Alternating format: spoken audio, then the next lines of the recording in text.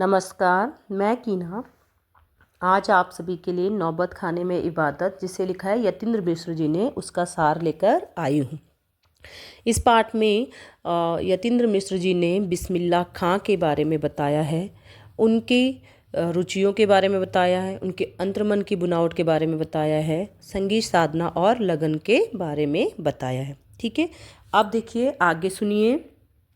अमरुद्दीन की आयु अभी केवल 6 वर्ष है और उसके बड़े भाई शमसुद्दीन की आयु 9 वर्ष है। दोनों भाइयों के मामा बात बात पर कल्याण, भैरवी, ललित, भीम पलासी और मुल्तानी रागों को गाते हैं। दोनों मामा सादिक हुसैन तथा अली बख्श देश के जाने माने क्या थे, शहनाई वादक थे। ठीक है, जो विभिन्न रियासतों के दरबार में बजाने जाते हैं। उनकी दिनचर्या में बालाजी का मंदिर सबसे ऊपर आता है तथा उनके हर दिन की शुरुआत इसी दहलीज पर शहनाई बजाकर होती है, यानी कि उनके जो मामा जी थे। ठीक है, राग बजाना अली बख्श के घर का खानदानी पेशा है। उनके अब्बाजान भी इसी मंदिर की दहलीज पर शहनाई बजाया करते थे, यानी कि जो बिस्मिल्लाह खां हैं उनके नाना जी भी उसी दहलीज पर बजाया करते थे। किस दहलीज पर? बालाजी मंदिर में। ठीक है, अब देखिए अमरुद्दीन के बचपन के बारे में है, सुनिए। अमरुद्दीन का जन्म बिहार के डुमरांव में एक संगीत प्रेमी परिवार में हुआ था। बालक अमरुद्दीन 5-6 वर्ष डुमरांव में बिताकर अपने ननिहाल काशी अर्थात बनारस में आ गए थे। ठीक है, डुमरांव का इतिहास में कोई स्थान नहीं है, केवल इस तथ्य के अतिरिक्त कि शहनाई बजाने के लिए जिस रीड का प्रयोग किया जाता है, ठीक है, वह रीड, ठीक है, जो रीड क्या होती है, अंदर से खोखली होती है और जिसके सहारे क्या किया जाता है, शहनाई को फूंका जाता है। वह क्या है, डुमरांव गांव के सोन नदी के किनारे वह नरकट मिलती है। ठीक है, इसके लिए क्या है, डुमरांव को जाना जाता है। आपको याद रखना है कि डुमरांव में क्या मिलती है, शहनाई जिससे फूंकी जाती है ना, वो नरकट वहाँ पर मिलती है। ठीक है, अमरुद्दीन के परदादा उस्ताद सलार हुसैन खां डुमरांव गांव के क्या थे, निवासी थे। अमरुद्दीन बिस्मिल्लाह खां को 14 साल की उम्र में पुराने बालाजी के मंदिर के नौबत खाने में अभ्यास के लिए जाना पड़ता था। बालक अमरुद्दीन को बालाजी मंदिर जाने का कौन सा रास्ता पसंद था? जिस रास्ते पर जो 2 बहनें थी, रसुलन बाई और बतलवन बाई, ठीक है, उनका घर जिस रास्ते पर पड़ता था, अमरुद्दीन उस रास्ते से होकर बालाजी मंदिर जाते थे।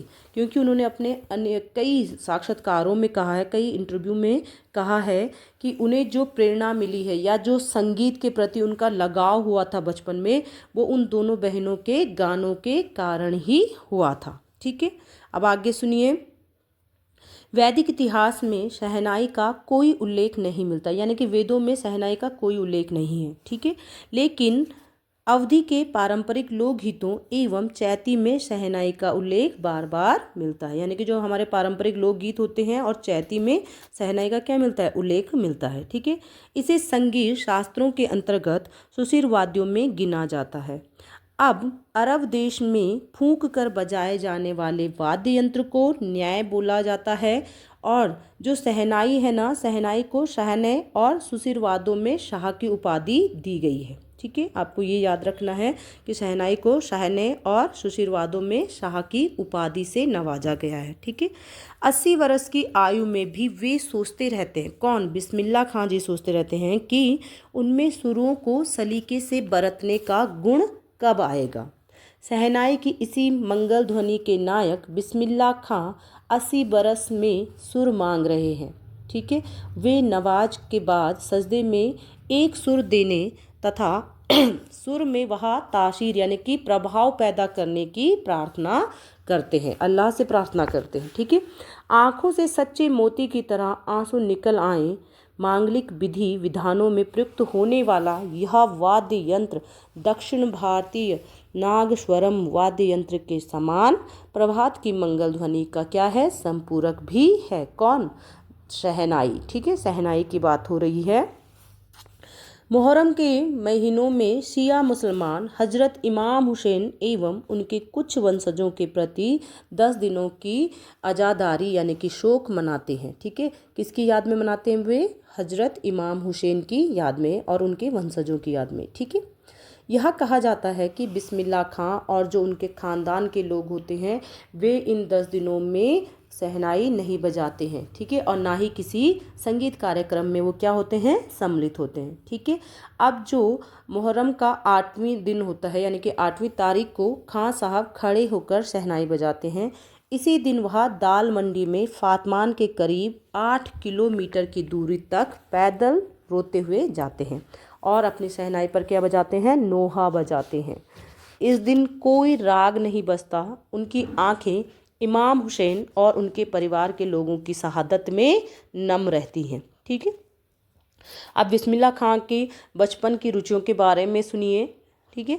बिस्मिल्लाह खां छुपकर नाना को शहनाई बजाते हुए सुनते थे, ठीक है।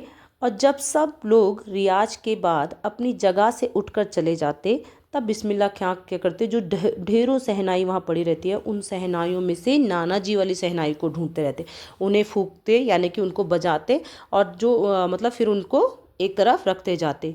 फिर उन्हें लगता है कि जो मीठी वाली जो नाना जी की शहनाई है जिससे मीठी धुन आती है, सुर आती है, शायद नाना जी उसे कहीं और रखते हैं, ठीक है। अब देखिए उन्हें बचपन में यानी कि बिस्मिल्लाह खां जी को बचपन में किसका शौक़ था, फिल्मों का शौक़ था, ठीक है। उन दिनों 3rd क्लास का जो टिकट था वो कितने पैसे में मिलता था, सिर्फ 6 पैसे में मिलता था। और बिस्मिल्लाह खां क्या करते थे, 2 पैसे मामू जी से ले लिए, 2 पैसे मौसी से और 2 पैसे नानी से लेकर के घंटों लाइन में खड़े होकर के टिकट हासिल करते थे। उन्हें कौन सी हीरोइन पसंद थी, सुलोचना। और सुलोचना की फिल्मों के तो वो क्या थे, बहुत बड़े शौकीन थे। इधर सुलोचना की नई फिल्म लगी सिनेमा हॉल में और उधर अमरुद्दीन अपनी कमाई को लेकर के निकल पड़े, ठीक है। अमरुद्दीन जो बालाजी मंदिर पर रोज़ शहनाई बजाते थे उन्हें वहाँ से भी क्या है, कुछ पैसे मिलते थे। इसी तरह वह कुलसुम की देसी घी में तली संगीत में कचौड़ी के भी शौकीन थे, यानी कि जिस तरीके से वो सुलोचना की फिल्म के शौकीन थे उसी तरीके से वो कुलसुम जो है देसी घी में जो कचौड़ियाँ बनाता था वो भी उन्हें पसंद थी। संगीत में कचौड़ी इसलिए क्योंकि कुलसुम जब कलकलाते घी में कचौड़ी डालती थी तो उस समय छन से उठने वाली आवाज़ में उन्हें सारे आरोह अवरोह दिख जाते थे, ठीक है। अब देखिए बिस्मिल्लाह खां का जो काशी में है, ठीक है, संगीत के प्रति उसके बारे में सुनिए।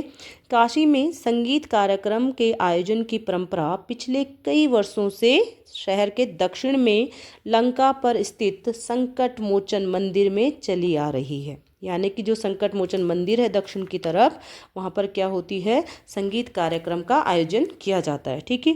हनुमान जयंती के अवसर पर यहाँ 5 दिनों तक शास्त्रीय एवं उपशास्त्रीय गायन वादन की उत्कृष्ट सभा होती है। यानी कि शास्त्रीय और जो उपशास्त्रीय गायन होते हैं उन सब की क्या होती है, यहाँ पर सभा होती है। इसमें बिस्मिल्लाह खां शहनाई वादन अवश्य करते थे। यानी कि जो संगीत कार्यक्रम का आयोजन हुआ है संकट मोचन हनुमान मंदिर में, वहाँ पर क्या है, बिस्मिल्लाह खां भी शहनाई बजाते थे। अपने मजहब के प्रति अत्यधिक समर्पित उस्ताद बिस्मिल्लाह खां की काशी विश्वनाथ जी के प्रति भी अपार श्रद्धा थी। यानी कि वो अपने मजहब के प्रति भी क्या थे, वो समर्पित थे, लेकिन वो किस पर उनकी अपार श्रद्धा थी, काशी विश्वनाथ जी पर भी। वे जब भी काशी से बाहर जाते तब विश्वनाथ व बालाजी मंदिर की दिशा की ओर मुख करके बैठते और थोड़ी ही देर ही सही मगर उसी ओर शहनाई का प्याला घुमा दिया जाता था और भीतर की आस्था रीढ़ के माध्यम से बाहर निकलती थी। यानी कि जो वो शहनाई की जो ये रीढ़ देख रहे हैं आप, ठीक है, जिस पर इन्होंने हाथ रखा है ये वाला, ठीक है, ये प्याला देखो आगे वाला जो प्याला है, ठीक है, इसको किसकी तरफ मोड़ देते हैं, विश्वनाथ और बालाजी के मंदिर की ओर मोड़ देते हैं और फिर अपनी शहनाई को फूंकते हैं। बिस्मिल्लाह खां ने इस बात को स्वीकार किया है कि काशी की धरती को छोड़कर और कहीं नहीं जा सकते। बिस्मिल्लाह खां जी ने क्या कहा कि काशी की धरती को छोड़कर और वे और कहीं नहीं जा सकते, क्योंकि यहाँ गंगा मैया सहित बाबा विश्वनाथ व बालाजी का मंदिर है। क्योंकि यहाँ पर क्या है, गंगा मैया भी है, विश्वनाथ जी भी हैं और बालाजी का मंदिर भी है, इसलिए वे कह रहे हैं कि मैं काशी को छोड़कर कहीं और नहीं जा सकता।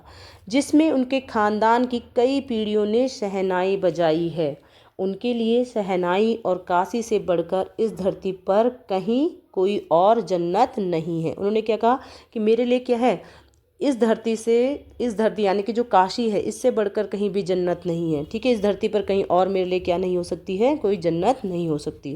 काशी संस्कृति की पाठशाला है और यहाँ कलाधर हनुमान व नृत्य विश्वनाथ हैं।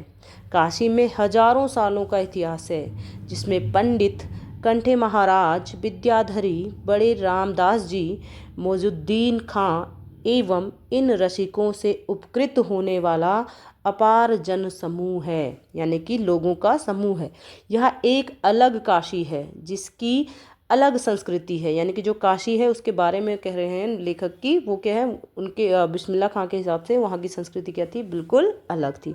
यहाँ की संस्कृति संगीत, मंदिर, भक्ति, आस्था सब एक दूसरे में घुल मिल गए हैं, उन्हें अलग अलग करके नहीं देखा जा सकता। ठीक है, अब देखिए बिस्मिल्लाह खां और उनकी शहनाई दोनों एक दूसरे के पर्याय थे। खां साहब को ताल मालूम था, राग मालूम था।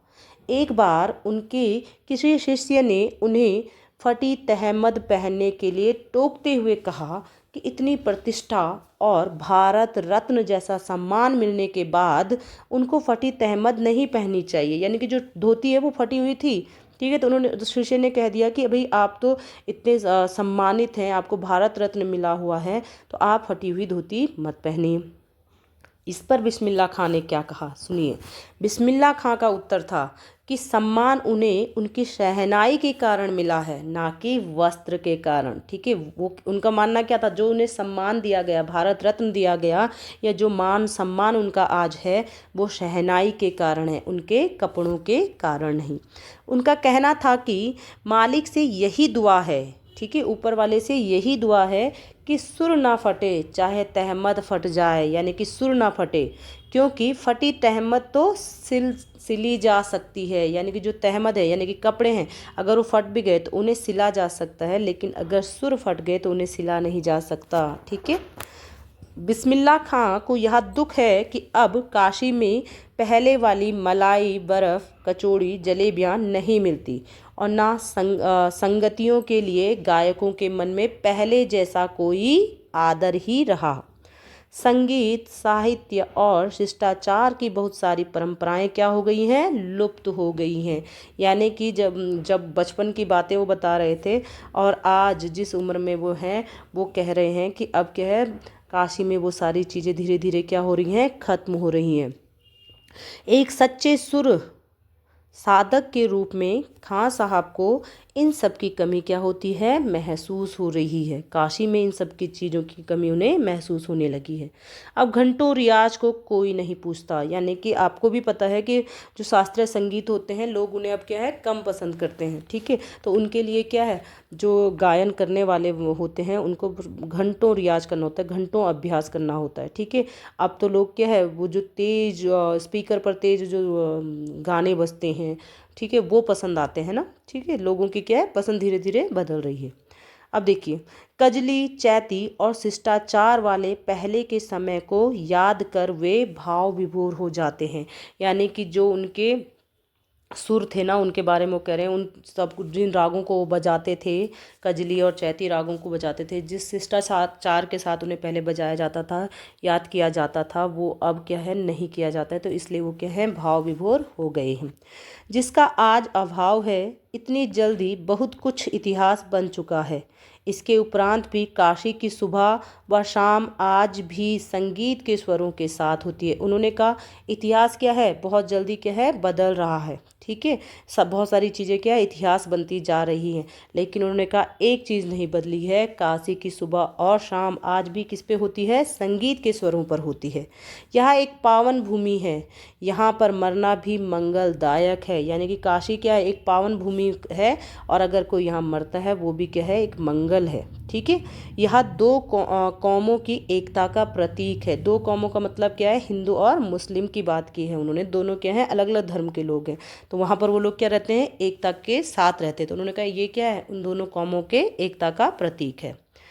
भारत रत्न से लेकर इस देश के ढेरों विश्वविद्यालयों की मानद उपाधियों से अलंकृत व संगीत नाटक अकादमी पुरस्कार एवं पद्म विभूषण जैसे अनेक सम्मानों से विभूषित बिस्मिल्लाह खां का 90 वर्ष की भरी पूरी आयु में 21 अगस्त 2006 को स्वर्गवास हो गया। बिस्मिल्लाह खां अपनी अजेय संगीत यात्रा के लिए भविष्य में हमेशा संगीत के नायक बने रहेंगे।